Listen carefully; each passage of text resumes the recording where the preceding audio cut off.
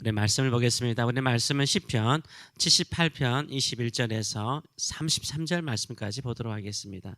오늘 이 말씀을 가지고 은혜로 평안하다고 기뻐만 할 것인가, 은혜로 평안하다고 기뻐만 할 것인가 라는 제목으로 같이 은혜를 나누기를 원합니다. 우리가 믿음대로 살지 않아도, 우리 욕심대로 살아도 우리에게 아주 큰 어려움이 있지 않습니다. 어느 정도 평안함이 있습니다. 이것이 축복일까요, 저주일까요? 네, 물론 평안함이 있기 때문에, 형통함이 있기 때문에 복으로 생각할 수 있습니다. 그런데 내가 믿음대로 살지 않아도, 하나님을 의지하지 않고 살아도 평안하면 약간은 한 번쯤은 생각해 볼 필요가 있습니다. 내가 믿음대로 살지 않았음에도 불구하고 모든 것이 형통한 것은 은혜로 살고 있는 것입니다.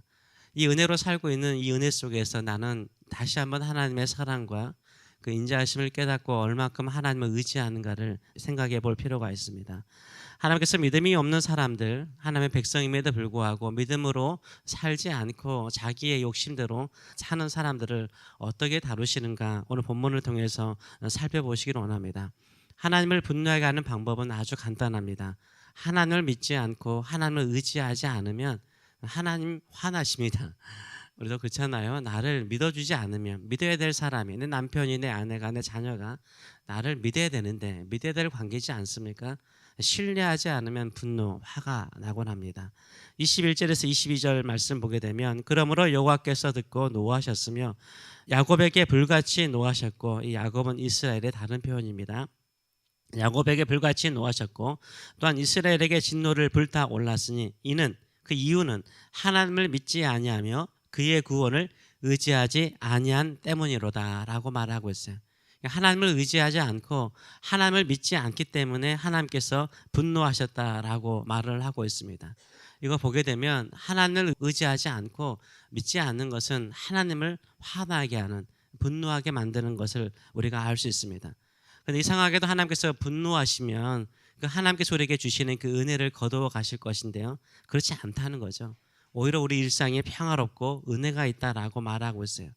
이스라엘 백성들이 광야에서 그렇게 하나님께 불평하고 하나님을 믿지 않아도요, 하나님은 어떻게 행하십니까? 여전히 그들에게 필요한 것을 주세요. 또 그들이 원하는 대로 주셨다라고 찬양하고 있습니다. 그 다음 구절부터 보게 되면, 23절부터 29절까지 보게 되면, 그러나 그가 분노하셨음에도 불구하고, 그러나 그가 위의 궁창을 명령하시며 하늘의 문을 여시고 그들에게 만나를 비같이 내려 먹이시며 하늘 양식을 그들에게 주셨나니, 사람이 힘센 자의 떡을 먹었으며 그가 음식을 그들에게 충족히 주셨다라고 말하고 있어요. 그렇게 불평하고 하나님 믿지 않아도요, 하늘 양식, 힘센 자의 떡과 같은 귀한 음식을요 그들에게 풍족히 주셨다라고 말하고 있어요. 그가 동풍을 하늘에서 일게 하시며 그의 권능으로 남풍을 인도하시며 먼지처럼 많은 고기를 비같이 내리시고 나는 새를 바다에 모래같이 내리셨도다. 메추라기를 통해서 그들에게 고기를 먹이셨음을 찬양하고 있습니다.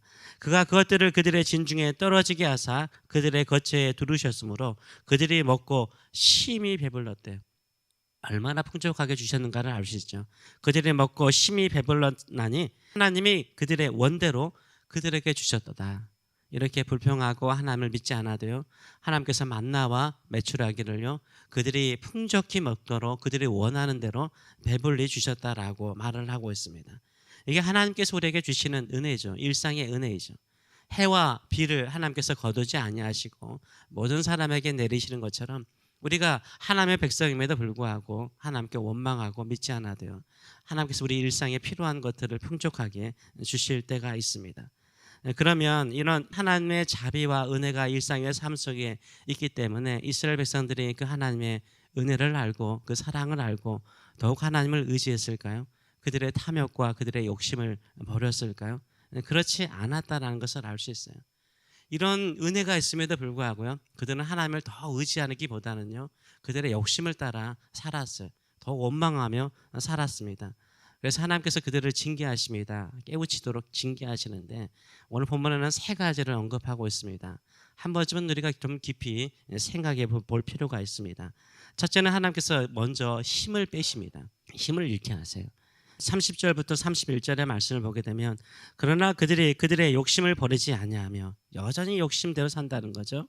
그들의 먹을 것이 아직 그들의 입에 있을 때 그들의 입에 있을 때 하나님의 말씀에 순종하지 않고 계속해서 불평할 때죠. 하나님이 그들에게 노염을 화를 나타내사 그들 중 강한 자를 죽이시며 이스라엘 청년을 쳐 엎드려 때리셨도다라고 말을 하고 있어요. 하나님께서 진노를 하셨는데 어떻게 하십니까? 이스라엘 백성들 가운데 젊은 자들, 강한 자들을 그들의 힘을 빼셨다라고 말하고 있어요.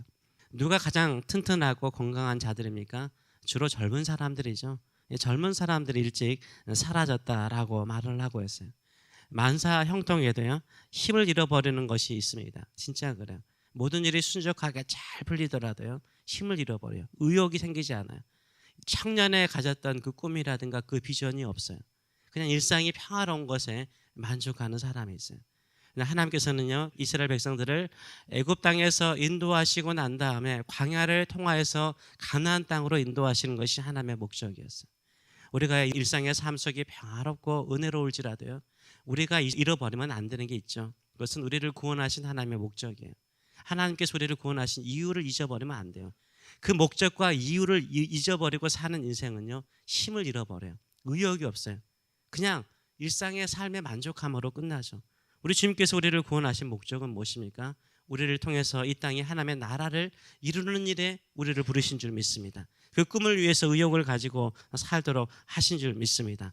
그래서요, 하나님을 의지하는 사람에게는요, 하나님은 뭐 하십니까? 새 힘을 주세요. 늘 힘을 주시는 줄 믿습니다.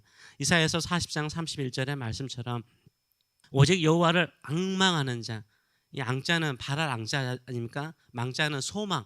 이 소망을 가지고 하나님을 바라보는 사람은 새 힘을 얻으리니 독수리가 날개치며 올라감 같을 것이요 다른 박질하여도 곤비하지 아니하겠고 걸어가도 피곤하지 아니하리로다. 이런 힘을 우리에게 주시는 줄 믿습니다. 이런 힘을 가지고 살아가시는 저와 여러분 되시길 축원합니다. 둘째로는요, 시간을 허무하게 낭비하게 만들어요. 32절에서 33절 말씀 보게 되면 이러함에도 그들이 여전히 범죄하여 하나님께서 여전히 은혜를 베푸시고 그들의 일상에 필요한 것들을 공급하심에도 불구하고 여전히 범죄했다는 거죠. 그때 그들이 그의 하나님의 기이한 일들을 믿지 아니하였대요. 하나님의 기이한 일이 무엇입니까? 하나님의 기적 아닙니까? 하나님의 능력으로 행하는 것 아닙니까? 그것이 1차적으로는 하늘에서 만나가 내리는 것 자체가 기적이죠. 메추라기가 바람을 따라서 진중에 모여든 것 자체도 기적이죠. 그리고 하나님께서 반석에서 물을 내시고 그들의 필요한 것들을 인간이 할 수 없는 것을 다 하는 것은 하나님께서 하신 원더스, 하나님께서 하신 기적이죠. 미러클이죠. 이런 것들을 하나님이 하신다는 거예요. 근데 이걸 믿어요, 안 믿어요? 안 믿는 거예요. 이걸 믿지 않는 거에 대해서 하나님께서 말씀하시면서 하나님이 그들의 날들을 어떻게 하셨다고요? 헛되이 보내게 하셨대요.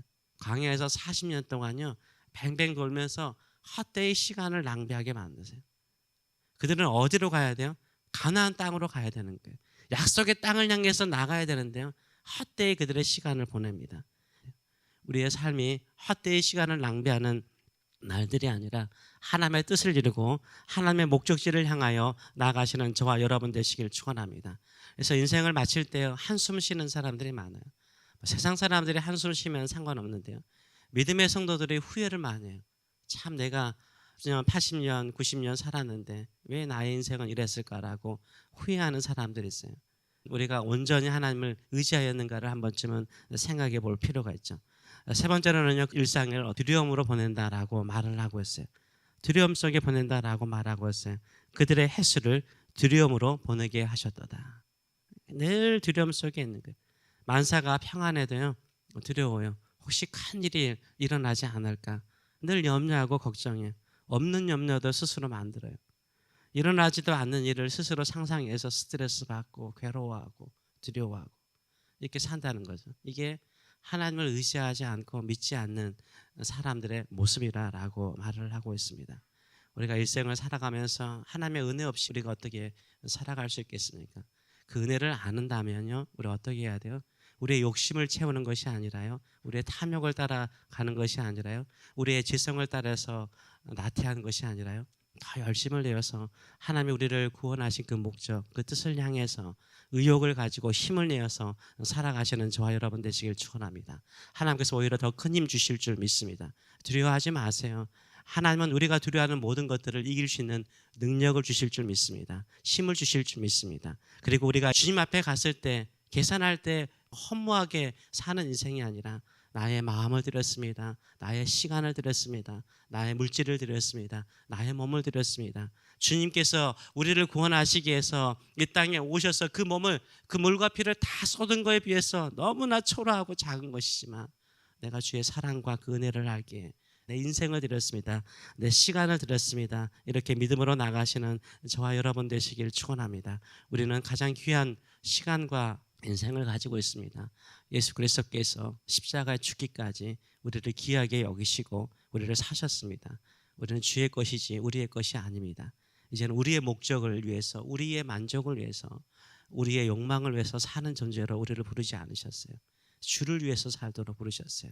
그래서 우리 시간을 헛되이 보내지 말고 주의 일에 힘쓰시는 저와 여러분 되시길 축원합니다. 두려워하지 마시고 하나님께서 여전히 우리 가운데, 우리 자녀들 가운데, 우리 교회 가운데서 일하고 계시며 놀라운 일들을 이루실 것을 믿고 믿음으로 전진하시는 저와 여러분 되시길 축원합니다. 아멘. 기도하겠습니다. 살아계신 하나님 아버지 은혜를 감사드립니다. 우리가 얻는 힘은 세상이 주는 힘이 아닙니다. 하나님이 주시는 힘입니다. 하나님께서 보여주시는 눈이요 시각이고 안목입니다. 하나님께서 일으켜 세우시는 발걸음입니다. 영적으로 주의 뜻을 이루는 발걸음 되기를 원합니다. 주의 뜻을 이루는 말이 되기를 원합니다. 주께서 우리에게 행하시는 그 일들을 표현하는 우리의 삶이 되기를 원합니다. 늘 일상이 평화로울수록 은혜이기에 이 시간 더 주 앞에 드리기를 원합니다. 주를 더욱더 뜨겁게 섬기기를 원합니다. 나의 일상이 늘 반복되는 일상이 아니라 좀 더 주께 가까이 나가며 주의 뜻을 행하며 주의 거룩한 나라를 위해서 사는 우리의 삶들을 낼 수 있도록 우리의 기도를 써주소서, 우리의 섬김을 써주소서, 우리의 자녀들을 써주시고 우리 새교회를 사용하여 주셔서 주의 뜻을 이루는 교회가 될 수 있도록, 주의 복음을 땅끝까지 증거하는 교회가 될 수 있도록, 수많은 영혼들을 살려내는 교회가 될 수 있도록 축복하여 주시옵소서. 감사드리며 예수님의 이름으로 기도함나이다. 아멘.